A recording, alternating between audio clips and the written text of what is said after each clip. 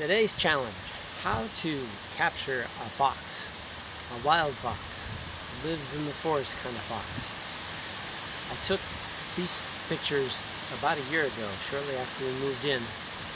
Fox showed up during the day a couple times, and then he disappeared. Like, the forest didn't disappear, so where'd the fox go? I think it had something to do with this guy. Foxes probably don't like doggies very much. So how do you capture photos or videos of wildlife in the wild? Not this kind of wildlife, he's easy. Well, that is the topic of today. The most common approach is to use trail cams. There are billions of them. Pretty inexpensive. The cheapest ones come with SD cards, $50, and you just set them up on a tree and you come back in a week or a month or so and harvest the SD card and see what you got. More expensive ones you can set up with a monthly cell phone fee and hook them up to the cellular network and watch them live from anywhere at any time. Now, if you happen to have a forest near your house, then you have the Wi-Fi option. That's the option we're going to discuss today. The Netgear's Arlo camera. Okay, doggy, show them the camera. Where is it? He's not going to show you. I guess I'll have to show you. Fairly small, battery operated, Wi-Fi, waterproof. I set it up on this little metal plate and a little camera stand, so it's easily adjusted. I can put it anywhere. It's got 4 NiCad batteries in it, and there's a little infrared sensor on the front so that when it detects motion, it'll turn on and record anywhere from 15 to 60 seconds worth of video, and then basically goes into hibernation mode, which is how you can get 2 to 3 months of battery life out of it. So the Arlo is a video-only camera, no audio, so I'll narrate over these video clips. Most of the footage we have are of raccoons. They come out every night, and there are several families of them, and they can go everywhere. Notice this one's doing a balancing act on our little 1-inch railing. They love to eat these grapes that fall off these native trees, so they're well fed.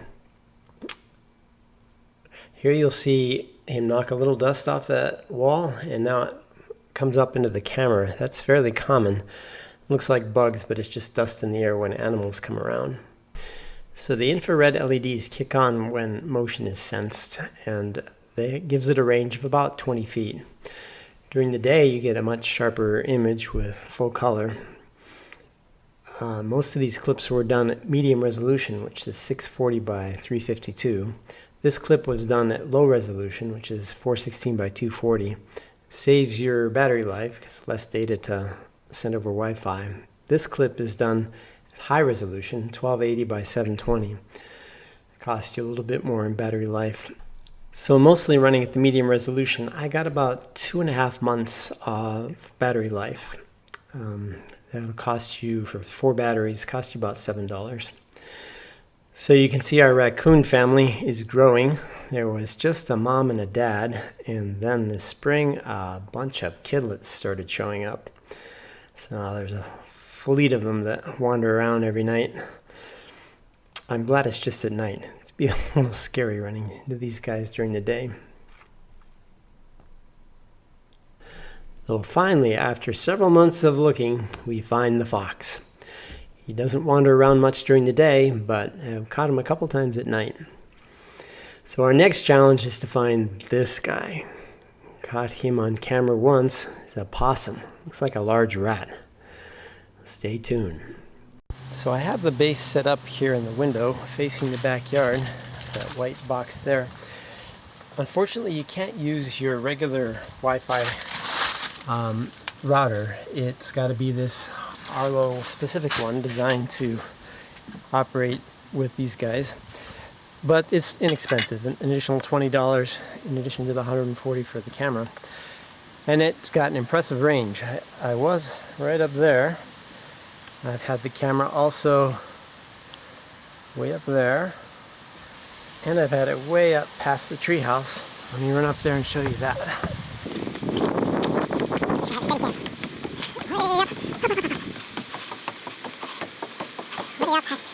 we built last month. Show the video of that here.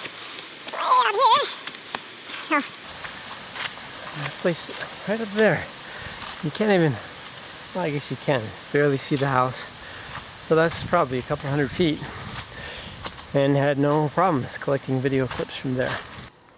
The Arrow router box requires an Ethernet connection, which if you have the Arrow I showed a couple months ago, makes it pretty easy. You set up a Arrow combo.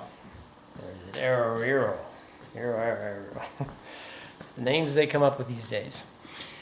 So you got your Android apps, you got your iOS apps, and you have a really nice web app, which if you work in front of a computer all day like I do, is great because you can utilize these nice big monitors. This is the cameras page. If you had more than one camera, they would all show up here. The live button's not so useful because it takes about 10 seconds to buffer, so I don't use that much.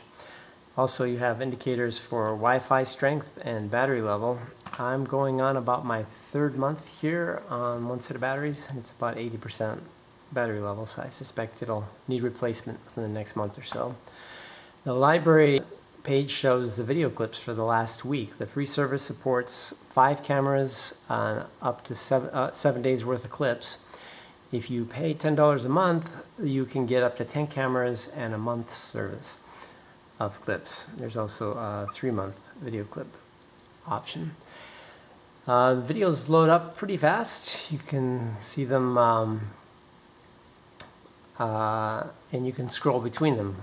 Here you'll see if the subject moves right next to the camera, the motion sensor kicks in right away, as with the puppy.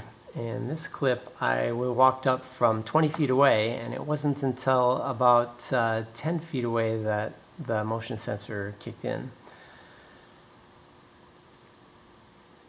Okay, we'll wrap with a recap of what I like best about the Arlo camera.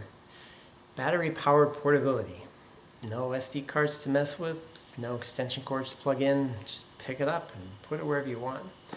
I've had it in over 20 different spots in the last month or so, and been able to pinpoint where the hot spots in those trails are. It's really fun to wake up in the morning and get a summary in the email as to what happened that night. Just click on it and you can watch the animals roam. Alright, so that's it for this week. We'll see you next month.